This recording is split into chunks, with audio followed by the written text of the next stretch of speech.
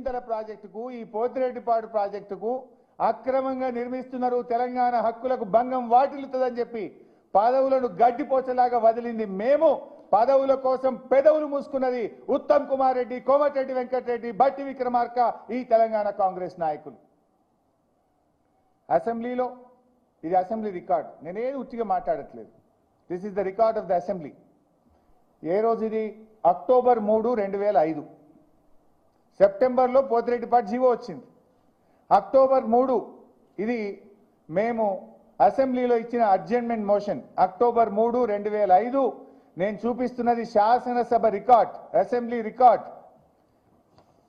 అప్పుడు మా సభానాయకుడిగా డాక్టర్ విజయరామారావు గారు టీఆర్ఎస్ ఎల్పీ నాయకులు, నేను అప్పుడు ఉపనాయకుడిని అసెంబ్లీలో, డిప్యూటీ లీడర్గా నేనున్నా, మా నాయకుడిగా డాక్టర్ విజయరామారావు గారు ఉన్నారు. ఆ రోజు మేము అసెంబ్లీలో ఇచ్చిన అడ్జర్న్మెంట్ మోషన్, పోతిరెడ్డిపాడు మీద మేము అడ్జర్న్మెంట్ మోషన్ ఆ రోజు ఇచ్చింది చదివి వినిపిస్తా. Doctor G Vijaya Rama Rao, augmentation of Pothireddypadu water, it is disastrous, it is a dangerous move. The government decision is adversely affecting the interests of Telangana region. Ultimately, the entire Krishna water will be diverted to only Rayalaseema area.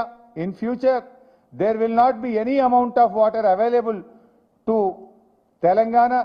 This is highly dangerous move and it is affecting the interest of Telangana people. అని మేము October 3, 2005న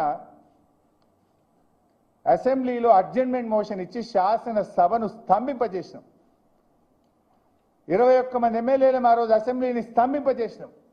మేము పేగులు లెగదాకా కొట్లాడితే మమ్మల్ని చూసి నవ్వుకుంటూ కూర్చున్నారు ఈ తెలంగాణ కాంగ్రెస్ ఎమ్మెల్యేలు.